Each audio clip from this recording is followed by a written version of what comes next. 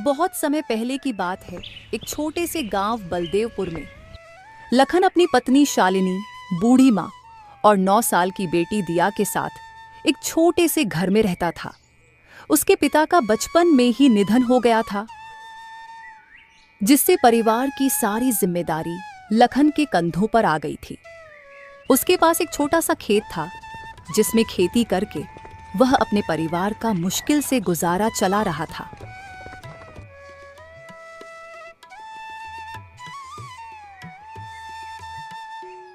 एक सुबह लखन की मां अचानक से बहुत बीमार हो जाती है। लखन के पास इलाज के लिए इतने पैसे तो थे नहीं, तो उसको अपनी जमीन मजबूरन बेचनी पड़ती है।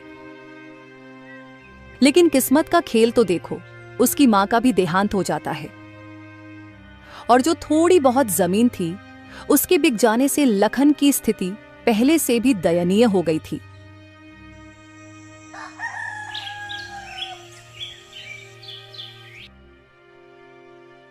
उनका जीवन बुरी तरह कठिनाइयों से भर जाता है, इसीलिए वे दोनों मेहनत मजदूरी करके किसी तरह अपना जीवन निर्वाह कर रहे थे। लखन जमींदार के खेतों में दिन भर मेहनत करता, वहीं शालिनी सेठ किरोड़ीमल के घर में साफ सफाई का काम करती थी। अजी, सर्दी बहुत नजदीक आ चुकी है और हमारे पास सर्दियों में ओढ़ने, पहनने और खाने के लिए कुछ भी नहीं है। हाँ भाग्यवान, तुम ठीक कहती हो, हमें कुछ करना होगा। आखिरकार सर्दियां आ चुकी थी। यूं तो हमेशा ठंडी के समय -1-2 डिग्री तापमान रहता था, लेकिन इस साल तापमान बहुत ही ज्यादा गिर गया था, जिससे ठंडी बहुत जोरों से अपना कहर ढा रही थी।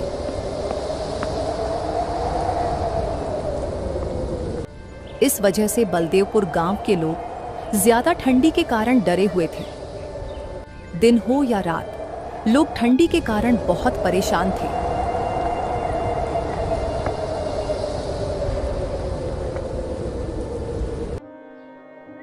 हे भगवान, ये कैसी लीला है आपकी। देख रही हो शालिनी, इस साल कितनी ज्यादा ठंडी पड़ रही है। इतनी कड़ी ठंडी में काम करना भी बहुत मुश्किल हो गया है। घर से बाहर निकलते ही पैर ठंडी के मारे सूने पड़ने लगते हैं। इतनी ज्यादा ठंडी में तो घर से बाहर निकलने का मन भी नहीं कर रहा। न जाने इस साल की ठंडी कैसे कटेगी। ठीक है शालिनी, अब मैं काम पर चलता हूँ, नहीं तो जमींदार गुस्सा करेगा। ठीक है जी, सर्दी में ध्यान रखिएगा।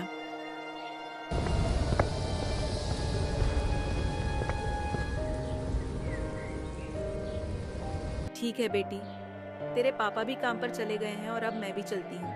तुम अपना अच्छे से ध्यान रखना, बाहर मत निकलना, बहुत ठंड है और मैंने खाना बनाकर रख दिया है, तुम टाइम पर खा लेना।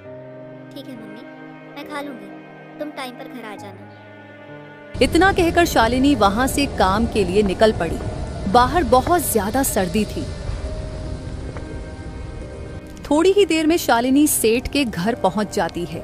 सेठ का स्वभाव बेहद कठोर था। वह आग के पास खड़ा अपने नौकरों पर चिल्ला रहा था। तभी उसकी नजर शालिनी पर पड़ी और वह उस पर चिल्लाते हुए बोलता है, अरे शालिनी, तुम काम पर इतनी देरी से क्यों आ रही हो? मेरे आदमियों को ही देख लो, सुबह 4 बजे काम पर आ जाते हैं। लगता है तुम काम की कीमत नहीं समझती हो। माफ कीजिए सेठ जी, आज ठंड इतनी ज्यादा थी कि जल्दी उठ नहीं पाई, लेकिन आप फिक्र मत करो, मैं जल्दी जल्दी सब काम निपटा दूंगी। अच्छा, बहाना बनाने तो तुम्हें बहुत आता है। जाओ, चुपचाप काम पर लग जाओ। अगर आज काम में कोई भी गड़बड़ी हुई तो मैं तुम्हारा हिसाब कर दूंगा। तुम्हारी जगह काम करने वाले बहुत बैठे हैं। सेठ की ये बातें सुनकर शालिनी को बहुत दुख होता है, लेकिन वह कर भी क्या सकती थी, ये उसकी मजबूरी थी। वह चुपचाप काम करने जा ही रही थी कि तभी सेठानी उसके पास आती है और कहती है, अरे आप क्यों डांट रहे हो इस बेचारी को? दिखता नहीं बाहर कितनी ठंड है, फिर भी यह काम पर आई है। यह भी तो इंसान है, इस पर आपको जरा सी भी दया नहीं आई? अरे भाग्यवान, इन लोगों को ज्यादा सर पर चढ़ाना ठीक नहीं है, नहीं तो यह कोई भी काम ठीक से नहीं करेंगे। शालिनी ने कुछ नहीं बोला और अपनी बच्ची के बारे में सोचते हुए चुपचाप काम पर लग गई। उधर लखन ठंड से कांपते हुए रामधन जमींदार के खेत पर मजदूरी कर रहा था। रामधन अपने खेतों का काम कराने के लिए लखन और कुछ और मजदूरों को सख्त निगरानी में रखता था।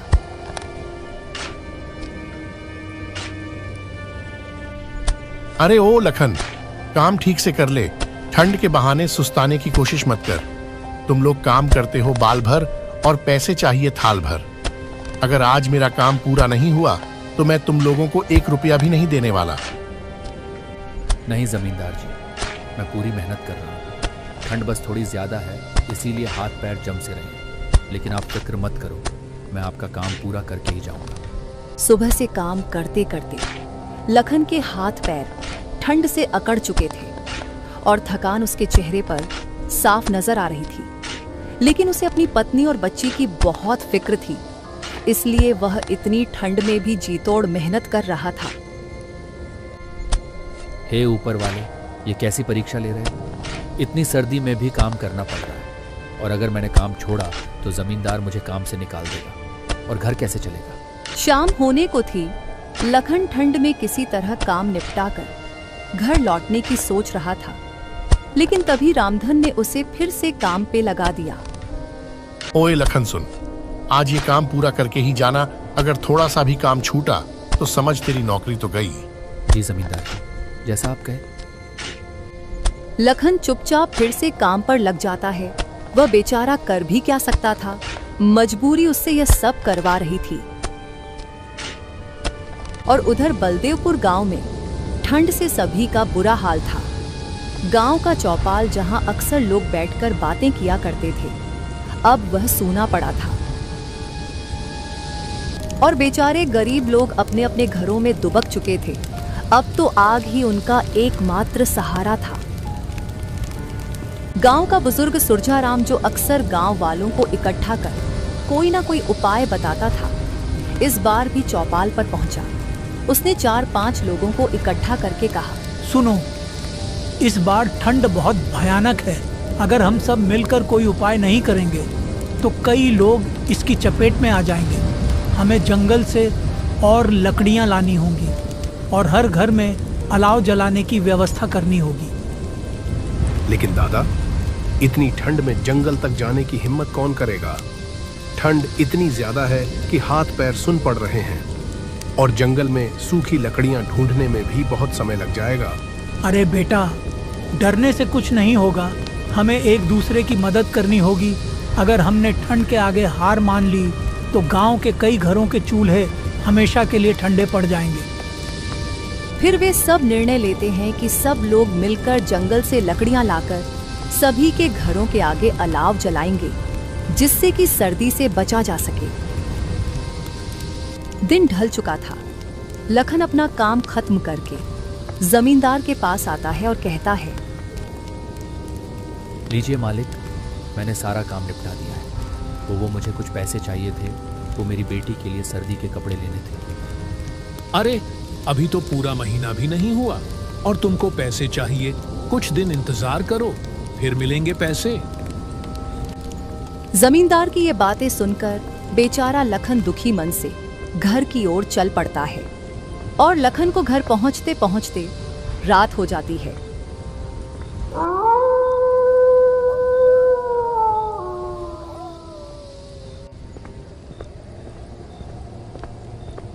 अजी, आ गए आप। इतनी देरी क्यों कर दी आने में? अरे भाग्यवान, वो जमींदार जी ने रोक लिया था और मैंने पैसे मांगे, वह भी नहीं दिए। अच्छा, कोई बात नहीं। अब सर्दी में कैसे ठिठुर रहे हो? आओ, हाथ सेंक लो। फिर शालिनी लखन को दिया की तबीयत के बारे में बताती है। लखन ने दिया के चेहरे की तरफ देखा तो उसका चेहरा सर्दी और खांसी से पूरा लाल हो गया है। इससे लखन चिंता में डूब गया।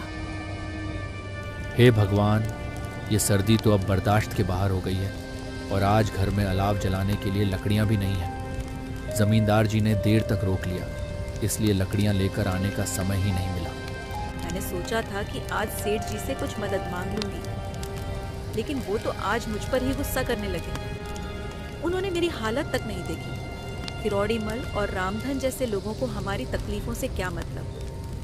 उनके घर तो हमेशा गर्म रहते हैं, हम गरीब लोग जैसे तैसे ठंड में भी अपना पेट पालने की कोशिश करते हैं, लेकिन यह लोग हमें इंसान तक नहीं समझते। शालिनी और लखन आपस में बतिया ही रहे थे कि तभी अचानक से दिया की तबीयत बहुत बिगड़ जाती है और उसका चेहरा पूरी तरह से लाल हो जाता है। हे भगवान, ये मेरी बेटी को अचानक से क्या हो गया? अजी देखो ना, दिया कैसे कर रही है।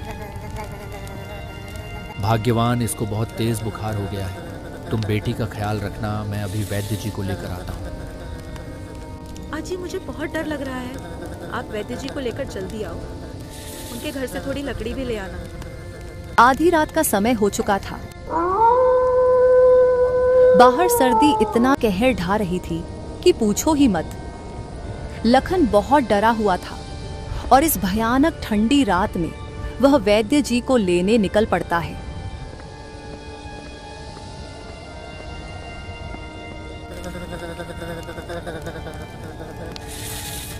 तेरे पापा वैद्य जी को लेकर आते ही होंगे, तुम टेंशन मत लो बेटी, सब ठीक हो जाएगा।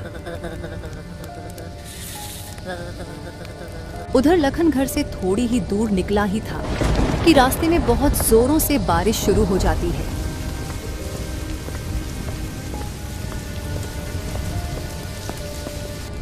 लखन चारों ओर चिंताओं से घिरा उस भयानक बारिश वाली रात में बिना रुके चलते ही जा रहा था।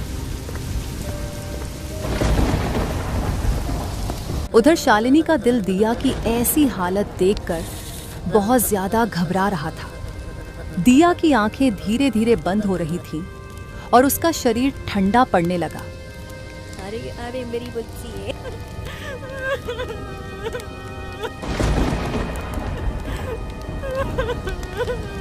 जैसे तैसे लखन वैद्य जी के घर पर पहुंचता है, पर उनकी बदकिस्मती तो देखो, उस रात वैद्य जी अपने घर पर नहीं थे।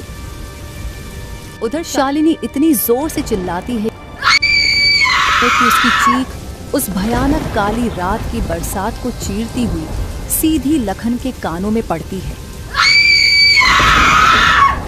यह चीख इतनी दर्द भरी थी कि हर सुनने वाले की रूह कांप जाती। इसे सुनकर लखन बहुत घबरा जाता है और वह अपने घर की तरफ दौड़ता है।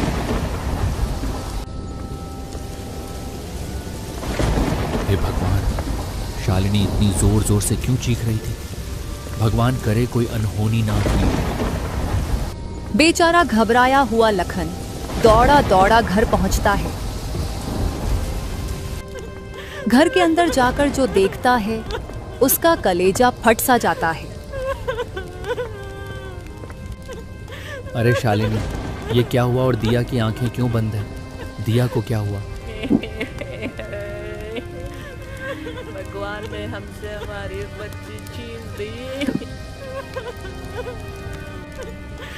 बेचारी नन्ही सी जान दिया इस बेरहम सर्दी के थपेड़ों को नहीं सह पाई।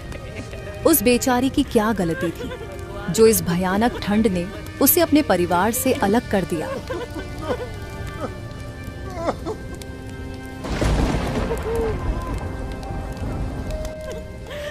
वे दोनों पति पत्नी उस बेरहम ठंड से हार चुके थे।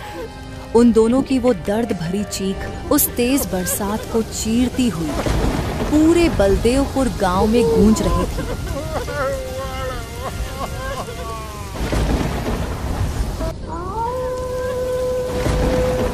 उस रात की ठंड बहुत भयानक थी जो अच्छे खासे की जान ले ली। वे दोनों पति पत्नी अपनी बेटी के पास बैठे बैठे उसको खोने का शोक मना रहे थे।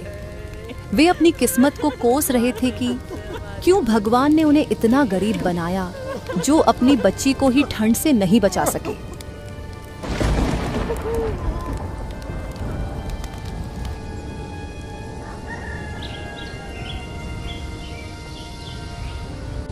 अगली सुबह गांव वाले लखन के घर आते हैं। लखन और शालिनी को अपनी बेटी के साथ घर के अंदर एक दूसरे का हाथ पकड़े ठंड से जम चुके पाया। उनके चेहरों पर एक अजीब सी शांति थी, मानो उन्होंने अपने बेटी के पास पहुंचकर सुकून पा लिया हो। बलदेवपुर गांव के लिए यह एक और त्रासदी थी। ठंड ने एक और परिवार को खत्म कर दिया।